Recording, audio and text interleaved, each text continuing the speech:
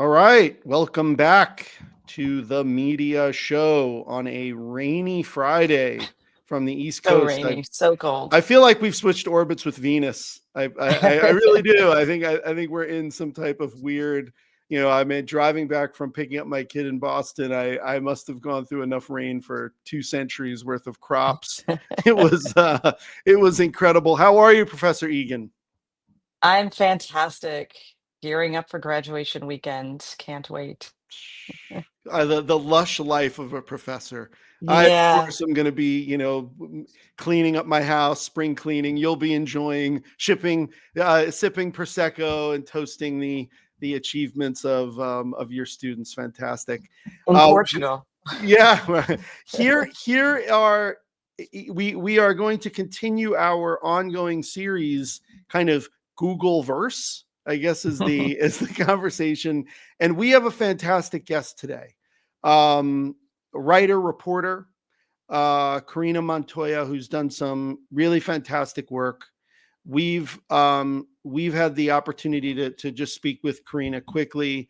I'm really excited to get into it because as our listeners know, we're both very passionate about this. We're going to be launching a bunch of episodes that will probably predate this, so you'll see some of that before. But I really think Karina does an amazing job. We're gonna get right into it with her. I think this is going to be a fantastic episode. So we'll be right back with Karina. All right, we're back. Professor Beth Egan, Craig Pavia here from the Media SHŌ. As I mentioned, and I hope it's not going to start to thunder. We'll be hearing that in the background, but it's a steady rain for, I don't know, 24 hours now.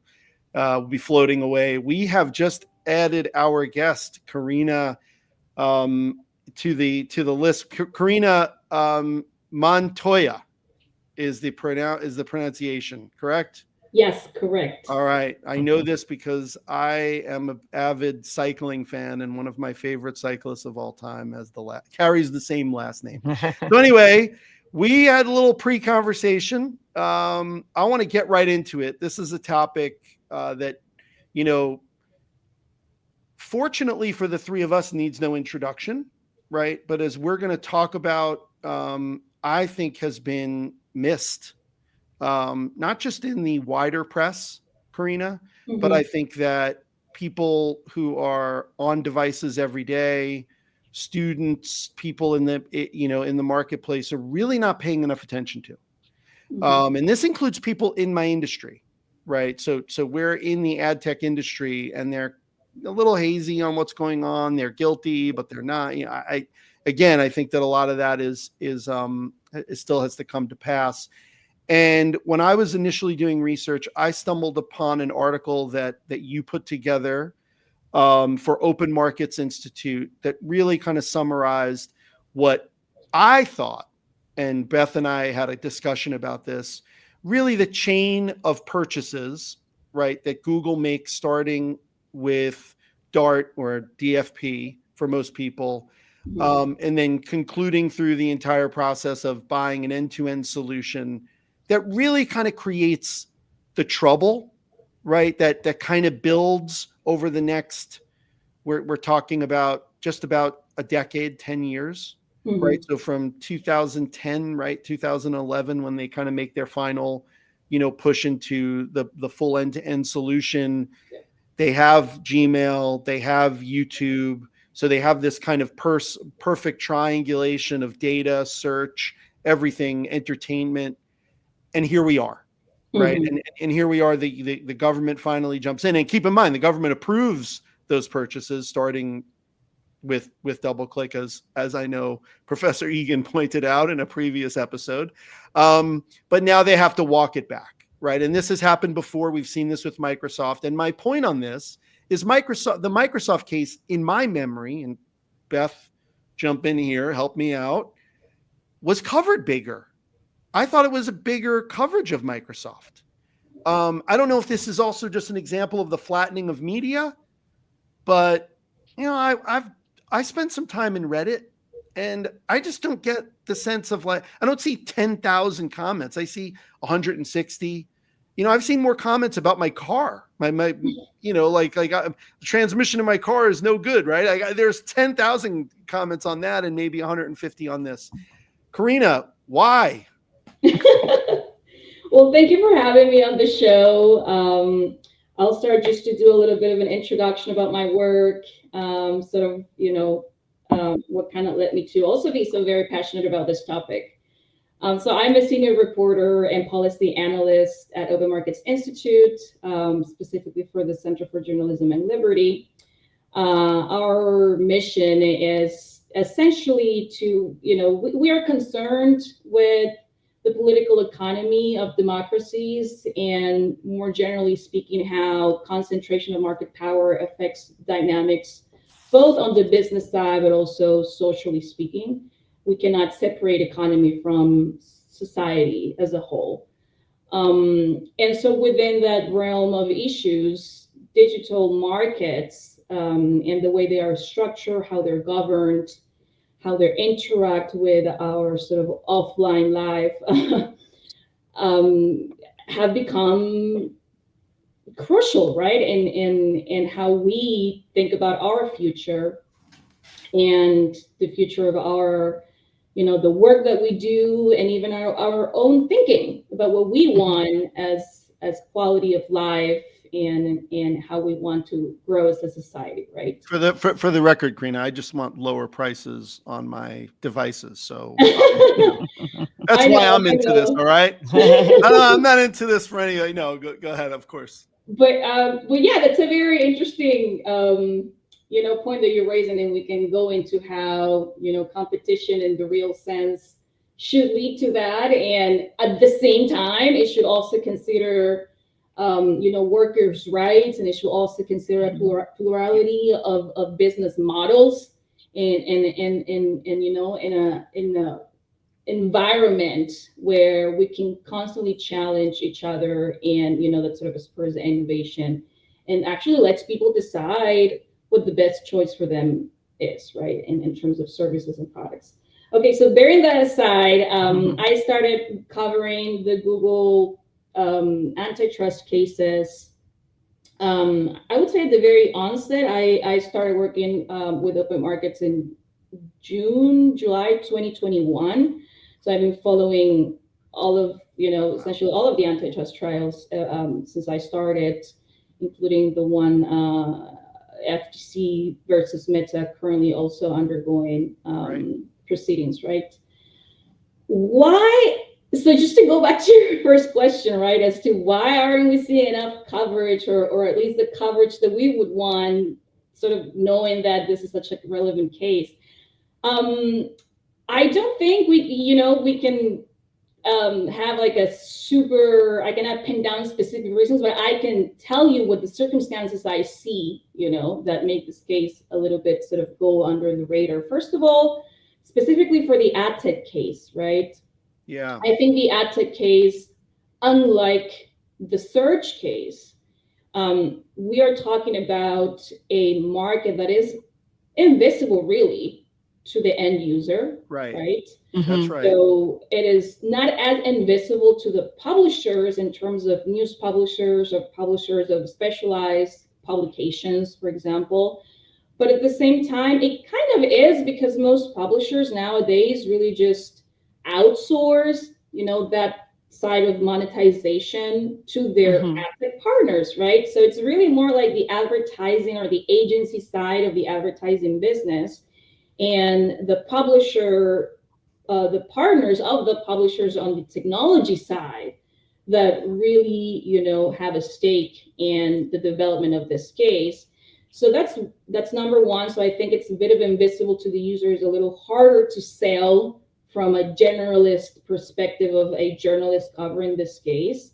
But it does matter in the sense of the vast amounts of billions of dollars that this market represents, right? Yeah. And on the other, I think another reason why, we may be not seeing as, that this case is getting as much attention is also that there are competing priorities, I would say, in the news cycle. as we Mm-hmm. well know. Really? There's a lot of I haven't things heard that any, journalists have Karina. to I pay don't know what attention you're to. talking about. You haven't noticed it? No. We've been talking about the weather. I mean, what are you talking about? Well, and now we have a new pope. Oh my God, Yeah. yes. Only going to add. It Yeah. is just so many things happening at the same time. On the antitrust sort of beat, though, there are also competing news cycles in the sense that there are cases are far more advanced than others. So the search case is finally sort of getting to a wrap up in the remedy space. Yeah. The FTC versus Meta, it's still undergoing. They're having changes at the FTC level as well that, there's been some coverage there that's kept journalists busy on the politics side of it as well.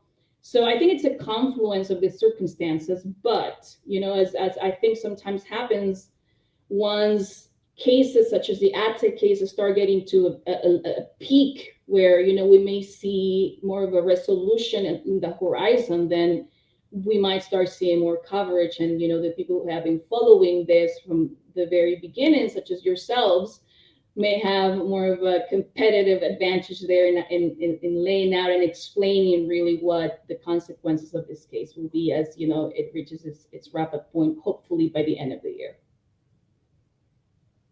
Yeah. And and I would say just one more thing, because this is part of the conversation that we had a few minutes earlier.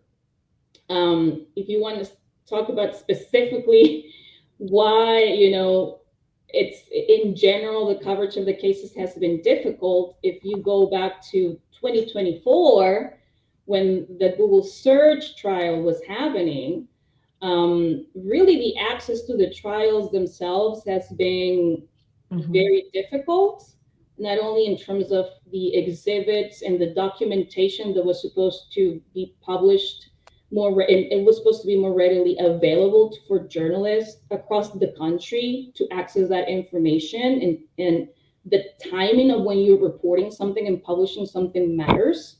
So that was not readily available last year, as that trial was ongoing, and it was thanks to a group of large media that essentially complained, formally to the judge that there should be a better mechanism for that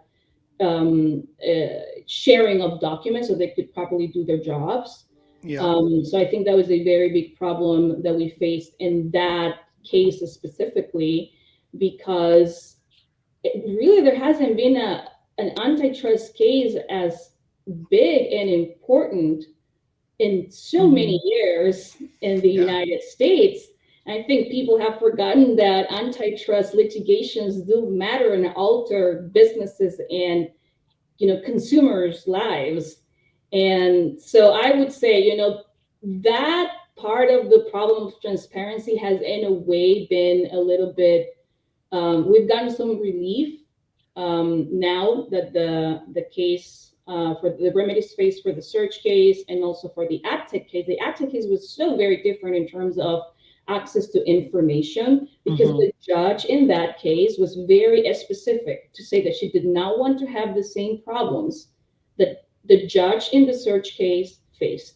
She was very clear about that, so that it's been helpful in that sense. But at the same time, the ones who can really report and access the information as it is, being as it is transpiring in the court are the people who can go and be in the court at that moment, the ones who can buy the transcripts of the hearing. And to be honest, we just don't really have as many journalists as we did 10 years ago. And news organizations that might be interested in covering this are also just, not as well financed. They just don't have enough budgets to necessarily assign a commission of this level. Yeah. From other parts of the state. Well, you've definitely hit on something I know Professor Egan loves, which is the judge from the ad tech case, Judge Brinkema. So we will, we get involved there. So that's an interesting start line to this. You've made another interesting point, though, and I'm glad you did, because this is kind of the message that I always zero in on, is the decreasing number of journalists, whether we're talking about covering ad tech, antitrust, or anything. And that is due to a loss of revenue from advertising to these news organizations. So that kind of comes around to the remedies. And we can talk about either one. I'm thinking mostly what came out this week in the ad tech case. Mhm. And I think if you read both the plaintiffs and Google's side, it's just a perfect, distillation of what's at stake here. So really curious on your point of view about the remedies, especially really leaning into the publisher side, which, as you stated, this case has really come down to more the publishers than the advertisers. Yeah, so just to back up a bit, as you say, yes, correct. I think, and hopefully we'll start to see this more clearly, the problem of the journalism crisis, as has been happening in the last 15 years, I don't think we've been very good at making that link of the manipulation that was happening within the ad tech stack that Google consolidated as it grew on this space of advertising, because let's remember that they started with a business on search, right? And they took that tech stack from the search market into an ad tech market that already existed without Google, right? Like, Right. That's right. digital Right. advertising on open web displays is something that precedes Google, Yeah. right? And Craig, you can jump in later, to contradict me maybe, but I do think I do think that we haven't been very good at making that link, and I'm hopeful that this time we can see that link.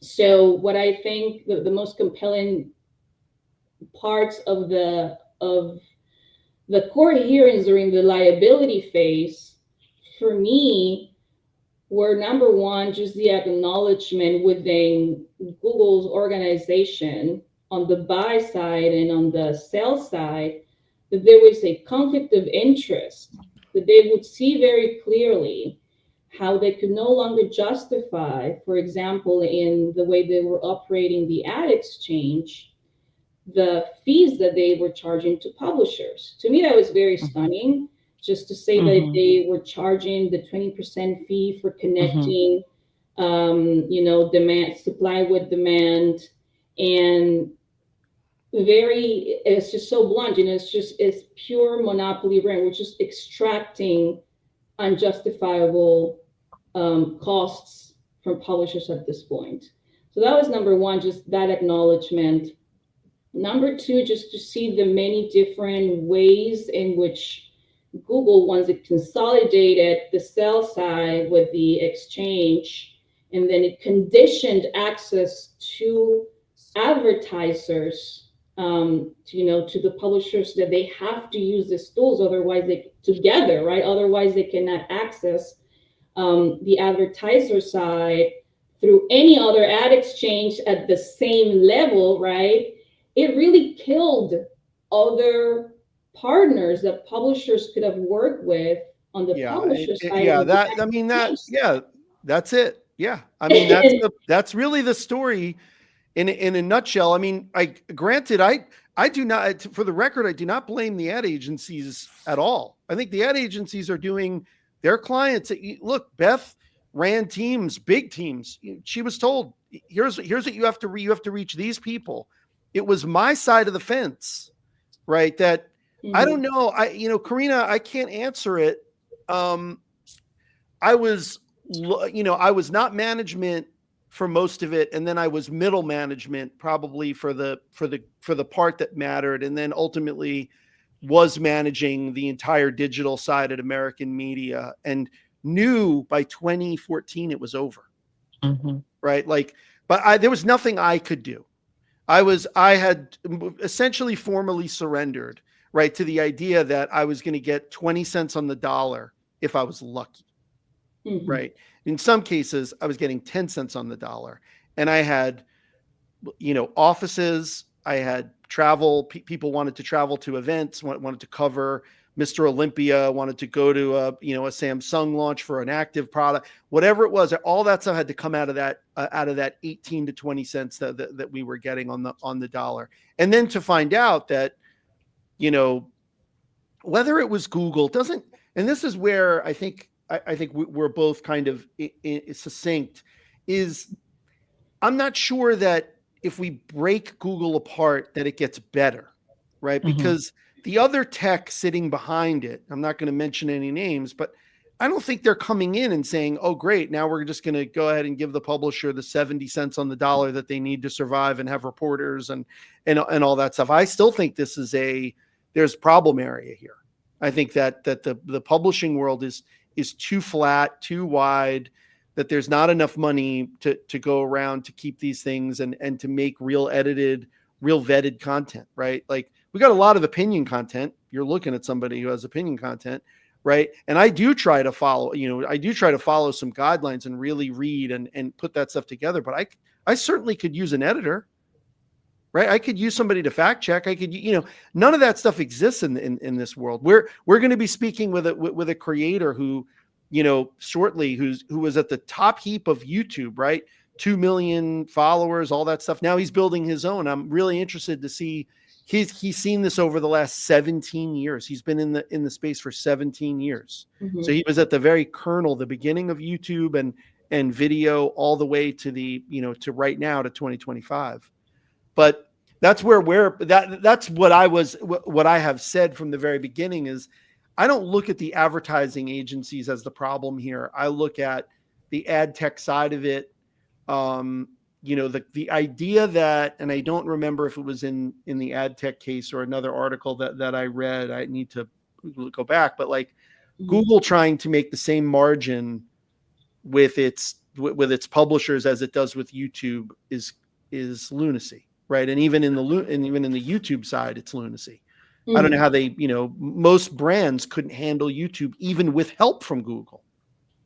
But I will say where the agencies are at fault in all of this is our chase for the lowest CPM. And what we didn't do a good job of, in my opinion, is educating the clients on you get what you pay for. We would kind of joke about that, but we let procurement come in and drive for the lowest CPM, and who ultimately is going to be hurt. And Craig, you and I have talked about this in print, but it was true, as you Yeah. can see in this case, in digital as well. And so, Karina, just curious, what do you think? What do you think is a win for both journalism and consumers in this case? Mm-hmm. Okay, many interesting points here. I do want to sort of address this relationship on the advertiser side or the agency side. I don't think this is something that was necessarily part of like the exhibits in court, if I'm recalling correctly. But for the longest of times, and I think there's coverage about this, out there, I think there's also been, Google has used its monopoly power, and now we see on the search market, but also the digital advertising market, to essentially use that wealth to, in a way, I think also push or convince the ad agency side to put more money into their own products. My understanding is that there were payments that were also made, like incentives that ad agencies received for also putting more money into products that these companies operated and owned, such as YouTube, right? Or search, etc. And I think the problem from a competition perspective, and this is where I go back to the conflict of interest, is that we've allowed, as an industry, both on the agency side, but also on the publisher side, to have companies that can simultaneously operate an intermediary line of business while also competing against our own ad inventory. Well, they're going to say that those are different things, but I don't think they are, right? And in the end, it's just like you were saying, Craig, it just flattens the value of all of the content. What we're seeing in video currently, like whether you are, producing video of, a high quality investigative reporting story that goes on video, and you have then content creators, and they're great, don't get me wrong, like they will do their commentary on news, et cetera, et Right. cetera.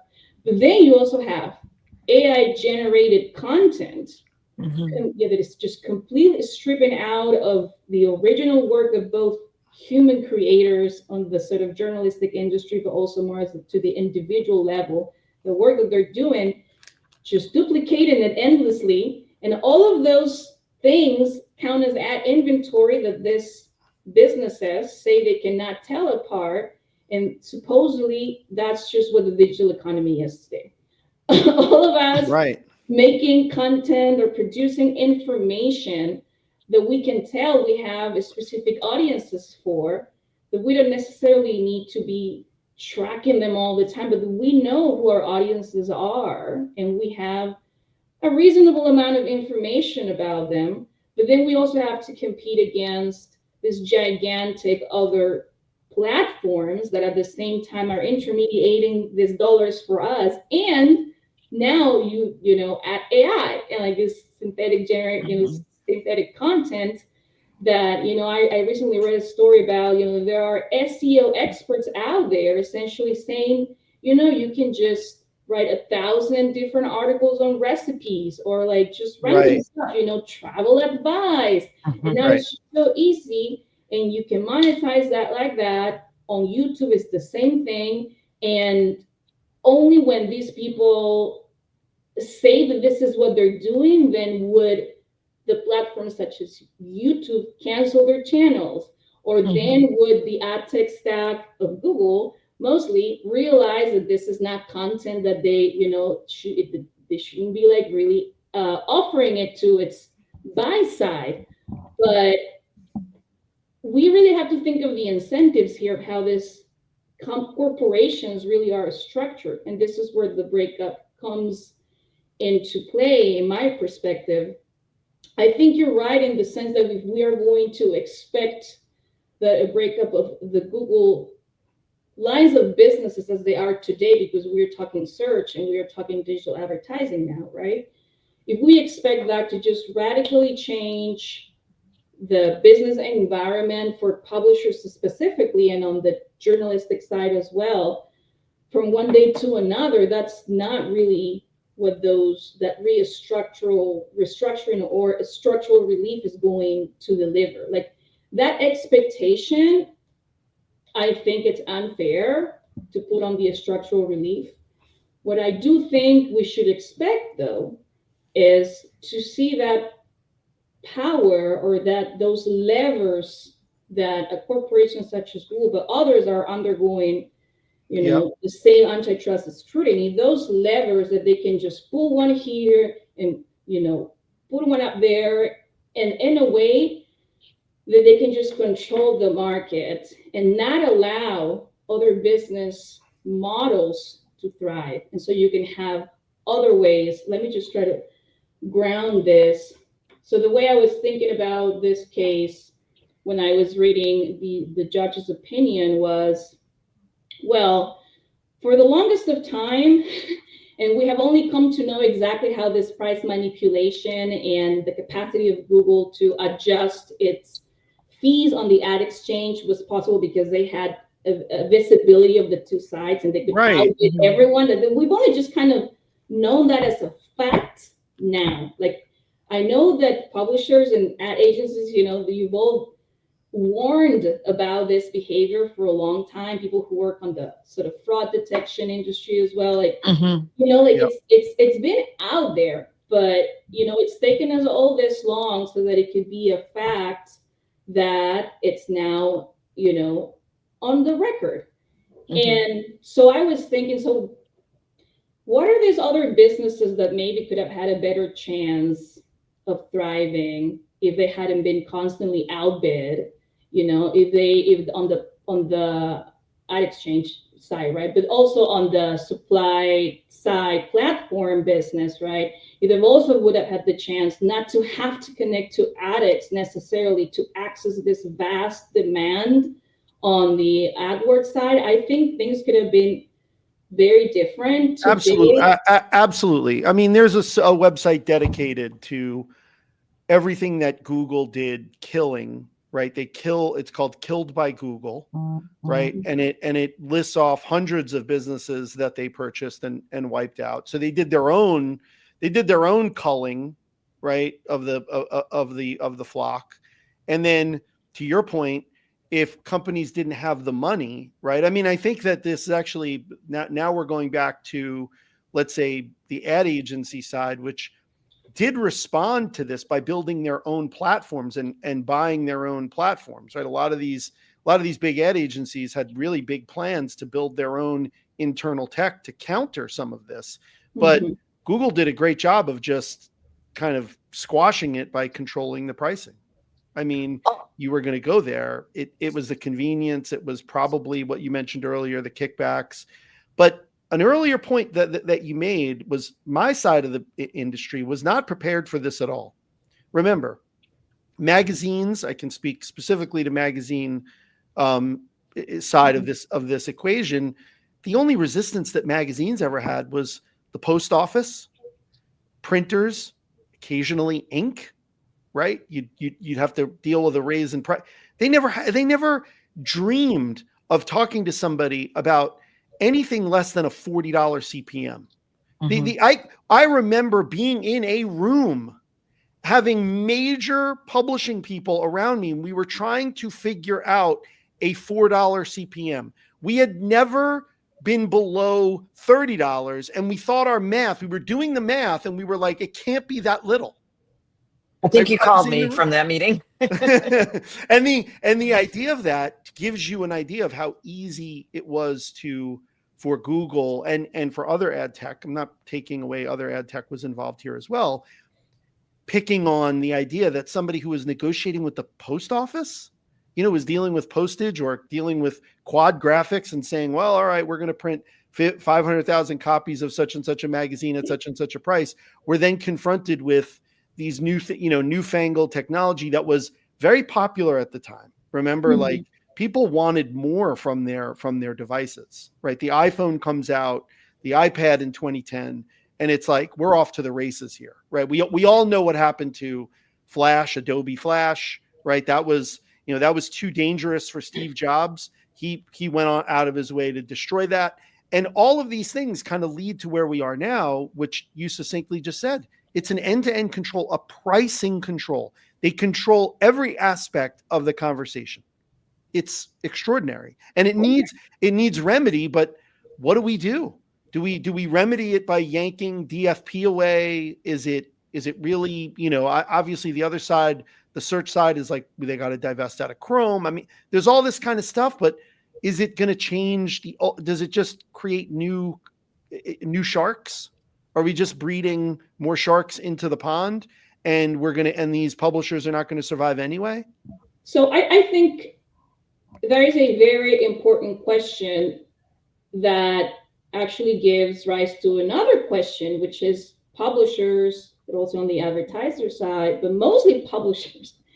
Like, I don't think we've been capable of sort of banding together, and we are really not used to having a voice in this matters, right? So I think that the really big opportunity here is that we may now actually have that voice. So the DOJ, as it prepares its remedies, it will be very important that they could hear also from publishers and ad tech participants that did not participate in the liability phase. Like as we speak right now, they're crafting and preparing more evidence so they can not only defend the remedies that they have put forward, which is an initial proposal, but let's recall that there will be another, I think it's maybe before the end of August, where they will have to present also a revised version. So I'm not saying that they're going to completely, sort of back down on the idea of the social relief, but there could be other considerations that maybe, publishers need to voice. This is an opportunity for the DOJ to take that into account. Second of all, I think in terms of, I'm glad that you brought the example of, magazines weren't necessarily prepared for this. You took us back in time with Flash for anyone that can remember it now. Oh, that was like, wow, you're right. But let's just take a more recent example, right? So we've had also a wave of publications that went on full digital, like the pure players. They Yeah. were sort of like the big hope, right? Back in that at that time, that this could really work, and if we work in partnership with like social media, because social media and video sharing is the new thing, everybody, let's just start doing that. And in the end, we have had the publishing industry adapting each and every time. The United States is the one country that has the most capacity to have a mixed revenue model. Right. There's philanthropy, there is not only ad sales, but you also have subscriptions. People pay for news here. Maybe not everyone, but there are countries where this is so far more dire. You have donations. There are publications that have formed communities with, steady users. They might not be, 10 million users globally, but just 5 million, and you're good. Like for the last 20 years, I want to talk about, for example, Talking Points Memo. They've very steady publication. They've withdrawn from programmatic advertising precisely because of this problem, in which, like you said, Craig, there was just a moment in time when you realize that the hype of the CPMs was just eventually just not going to be sustainable. Yeah, I mean, it really harkens. We actually had a conversation with a gentleman who Simon, who we had on the show. We were talking specifically about the future of kind of this, the New York Times model, right, which is walling off the content. You got to subscribe, and I think that is the remedy. I think that we've come to that point of saying, like, I don't know what else to do. I'm going to have to put up but remember, publishers were under a lot of pressure to leave everything open, right? Yes. I mean, for the longest time, I want to say Motor Trend, Automobile Magazine, Car and Driver, Road and Track, their websites were just subscription offers. They didn't have any content on their website because they didn't want to take away the quality of the publication, right? And say to the subscriber, we're charging you $30 a year to get the magazine. It's loaded with advertising. Now you can't, we're giving it away, right? We're giving away online. Automotive was one of the categories that held out the longest, but also suffered the most. Those brands are gone, right? They are irrelevant in the conversation. Similar to another category I'm familiar with, travel, right? And in these cases, right, you have this kind of monolith, right, of whether it's Google or whomever preceded it. What's the remedy? Well, the remedy is to put up to train people to subscribe. Now, here's the problem, Karina. Here is the problem, and Beth and I are very familiar with this. Is when I used to commute, right, from my downtown apartment to my midtown office, I would buy the Post and the Daily News. I'd have the New York Times sports section because I took it out because I get that one delivered at home. I'd dump it into my bag. I have my magazine. I'd go on the train. I would take my 20-minute train ride. Oftentimes, I would hand my Post to somebody else, hand the Post around the office. I hear the Knicks did this, the Yankees did that, right? It was pass along. I could bring the New York Times home. My wife could read the New York Times that I read, right? There's none of that in the world of subscription, right? Like, I have the subscription to the New York Times and my kids can't access it, right? I'm not sharing it. I'm not passing it along. If I forward an article from the Wall Street Journal to a friend who doesn't have a login, they can't read it, right? And this is where this changes the equation dramatically, right? This pass along kind of community, like, and we lived in an era, again, this is just showing how old we are, lived in an era where Thursday night you watch Seinfeld, you got to work Friday, you walked around the water cooler and everybody talked about what Kramer did, right? And it was a shared pass along experience. Well, that doesn't happen anymore. I watch videos about the best pizza the sliced pizza in New York City. And if it's walled, I can't share it with my kids, or I have to tell them about it, right? I can't send it to my best friend or my brothers or anything like that. This is the issue, right? Is sure, we can subscribe, we can set it up as a subscription model, but then the publisher loses out on all of that opportunity to get new subscribers, I think. No, yes, correct. And I wasn't trying to promote that. Yeah, I know you're not. No, I'm not. We're not asking for that side of it, but we've played this out. But I think that that's the only way to do this. I don't know what else to do. Well, I disagree. I think that we haven't really experienced a market yet where, the content or the way that the ad tech, the ad tech market has tried to connect demand with supply. Like, we haven't seen a market in which that content is constantly commoditized, as we were speaking earlier. I think that there are initiatives of more private programmatic markets, programmatic direct, even direct sales that are managed through this, digital platform. But I don't think we are going to get rid of that. But I think that in a way, we've only known a world in which everything is constantly driven down in terms of not only the prices, but also just who are we actually reaching, right? Are we reaching really the people that we want to reach? Are we being told really that, the performance of our investment is really what it is? Is it really that advertising on search or on YouTube or on social media is comparatively so much effective than doing it in other parts of the open web? Yeah. We don't know that yet. And I think, it creates a lot of uncertainty, and I would acknowledge that. But I think in terms of publications that still do not, or, they don't have enough scale, for example, to put up a paywall, which is really the case of the majority of local media. Yeah. Right? They want to keep their communities informed, and they have a loyal base of people that read the content and interacts with, whether they have a podcast or whether they have, a video channel, that interact with the faces of these organizations, right? I think those organizations have not, under the model that we have today, have not been able to be part of that, equation. And I know that there are initiatives of private markets in the digital ad space that wanted to create, wanted to pull together this sort of more select ad inventory and have that participate in direct sales, but also on the programmatic market on the ad exchange side. Yeah. And if you are, a group of publications that try to create, or try to pull together that ad inventory in the digital space, and you had to connect with Google, then you were automatically disadvantaged.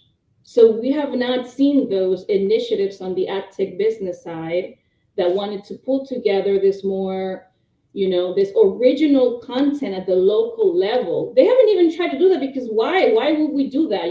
Like, we've been told for so long that you need such massive a scale. So we're not going to get into that game, and we're going to try to keep, doing direct deals directly with the ad agencies for our newly launched websites, but that the whole game has changed, right? By the time that they want to do that. So now I think there's really an opportunity, hopefully, but that will require money. And so part of the remedies here, if I'm sure you read them, like, I think there's something interesting that surprised me that has to do with an escrow, like the the escrow concept, a fund essentially for Google to put money in there that comes from supposedly the net sales that they're making from the DFP and ad exchange combination, and it's the sales that essentially the starting with the day of the ruling, right, April 17th and forward.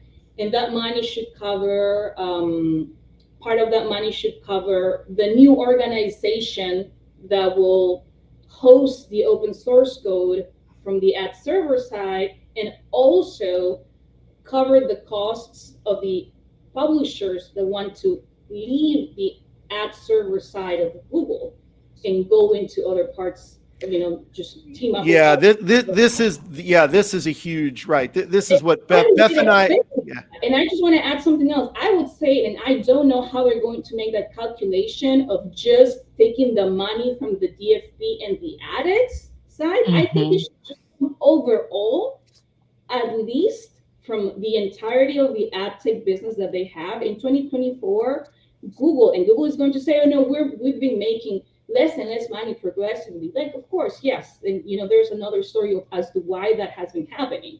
But they posted $30 billion of revenue only on that line of business last year. So it's still not little money. Just half of that $15 billion. I mean, that's not little money. Well, I think you make a really interesting point that I haven't heard anyone articulate in quite that way around the manipulation of just the supply and demand marketplace.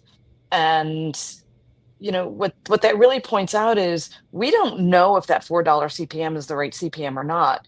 It's Google's CPM. That's right. And so I think that's what's going to be really interesting to watch too. And does that $4 CPM go back to $40? Then what?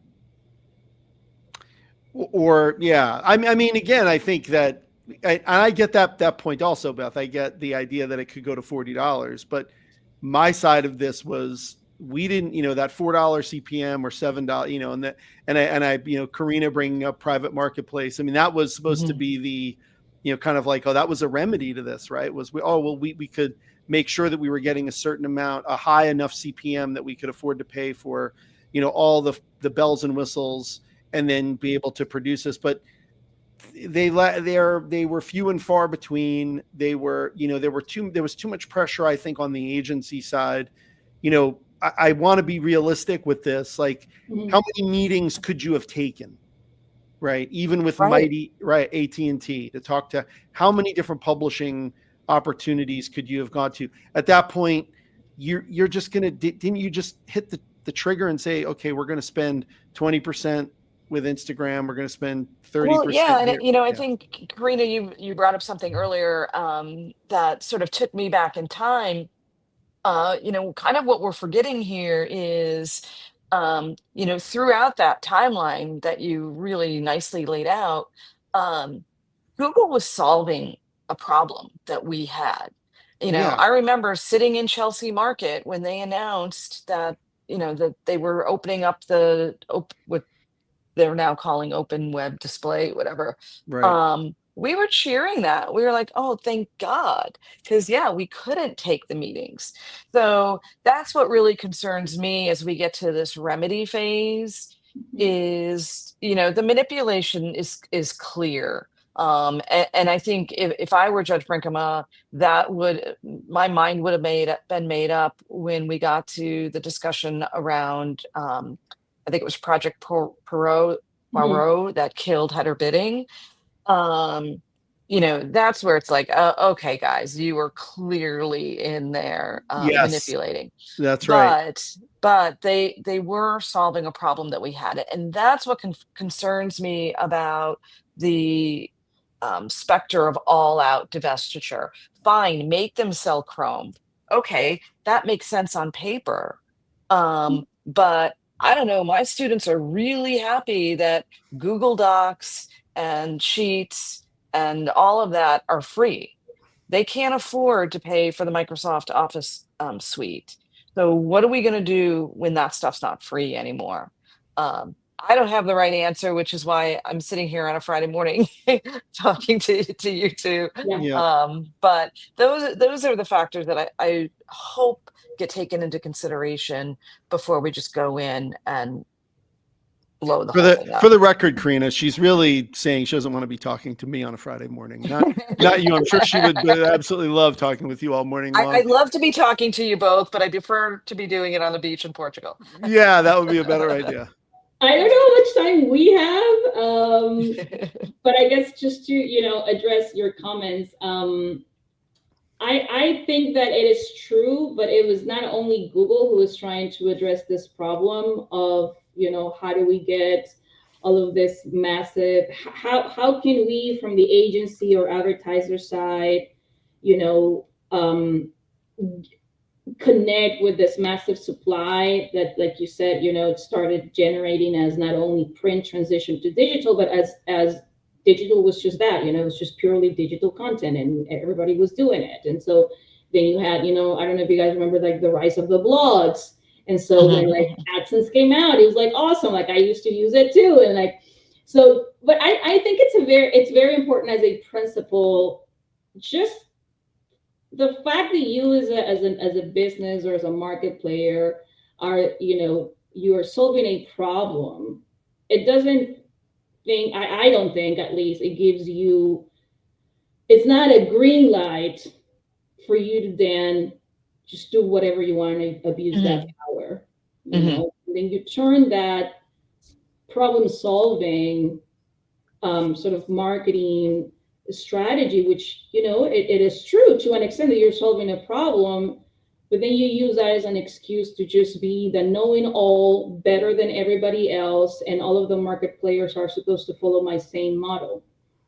And so I think that is just, as a principle, unfair to how innovation and competition happens in general, or at least what we want from competition. And from fair competition. And to your point, Craig, earlier, that of these private markets, and we've just in general, on the publisher side and the ad tech side, we've been trying to come up with formulas to prevent being part of this monopoly abuse of power.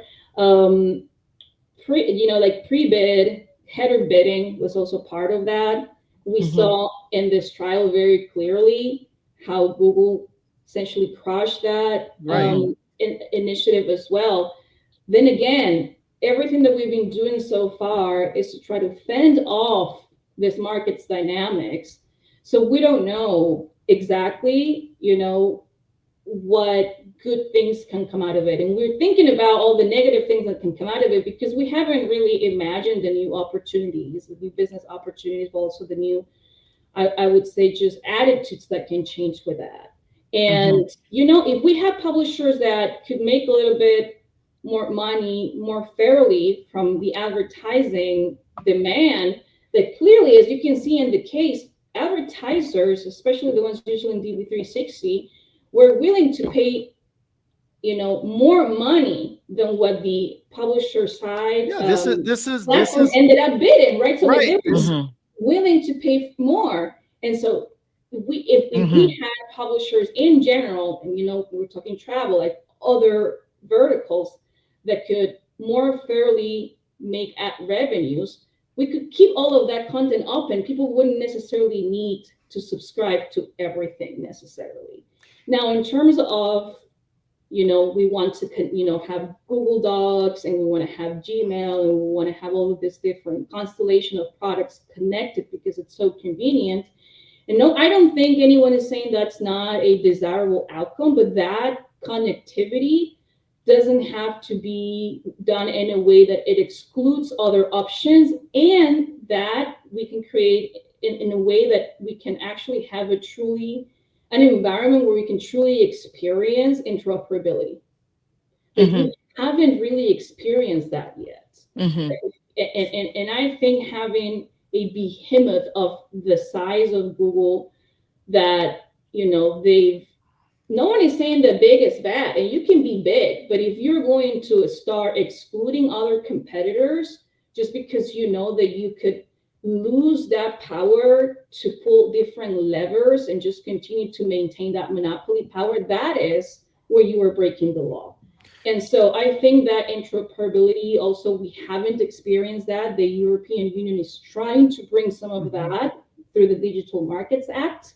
We're going to see a lot of things changing with Apple as well. Apple is a very important provider in the United States, in Europe. Android, though, although it's not as big in the United States, it's massive in the US South.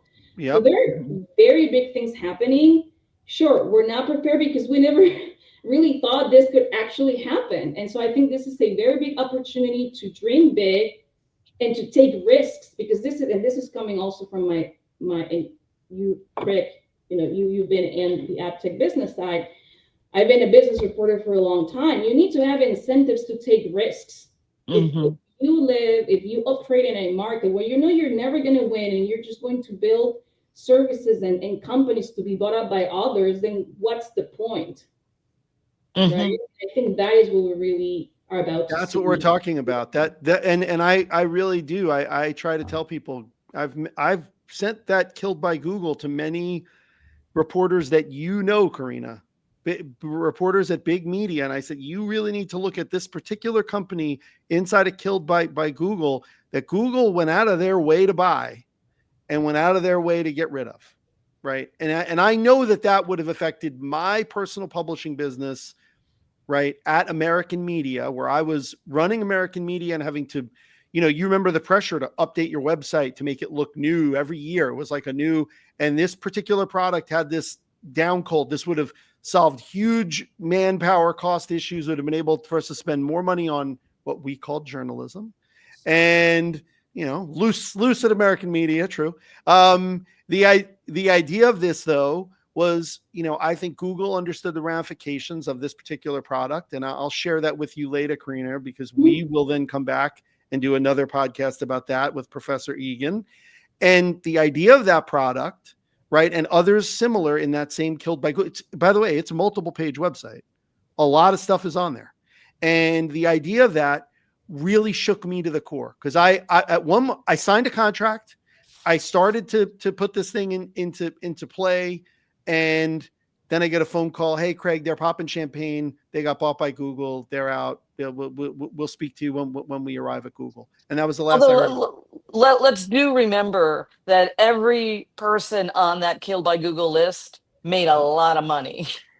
Understood. So I'm not saying what they did. I'm not saying what they did was right. And Karina, I agree with everything you said. But I'm not crying for a lot of these guys. Hey, listen, I would love to be popping champagne in Portugal. Okay, Egan, all right, I get you. Hey, listen, this was a long podcast for us, but Karina, I know that we're gonna have you back for sure. We're gonna bring you back. We got to have a deeper dive into this. We're bringing on an antitrust, a well-known antitrust lawyer. Once the penalty phase is complete, we'd love to bring you back on, and we can talk about a wide range. It sounds like you have a long history in here, way beyond even the research that I did, and we can continue the conversation. But I personally want to thank you for coming on. I truly believe, and I'm going to put it in the main podcast link, people should read the chronological article that you did. It's really only 4 paragraphs, but my God, it gives you everything you need to know of how, and I know I'm hopeful it wasn't done in a sinister fashion, but it basically, kind of over a 4-year stretch, they basically built the train from engine to caboose, and that was it. I mean, we were cooked. There was nobody coming to the rescue. Yahoo wasn't strong enough. They were in decline. Everybody, the agency trading desks were subservient to them and were essentially wiped out. And that was the end of it. I mean, people want to know why, their favorite magazine website is no longer, is begging for money, saying, hey, donate here, do that, that's why. I think that's exactly why. I don't think that there's any other explanation needed. I know that the CPMs are out there. I operated a business that we did an unbelievably small amount of business with Google, and we knew that the CPMs were out there, and we tried very hard to get to them, but we could never break Google's grip. And that's where we were eventually bought, sold. But of course, I'm not in Portugal right now drinking champagne on the beach. So where that ended up. But with that sour note to my sour weather day, let's plan on getting back together. Karina, thank you so very much for coming on and talking and giving us a lot of wisdom about this crazy category. I'll be in court as well, when this remedies race starts. So yeah, let's keep in touch. Happy to come back here. All right. Thanks. Great. Thank you, Karina. Have a good one.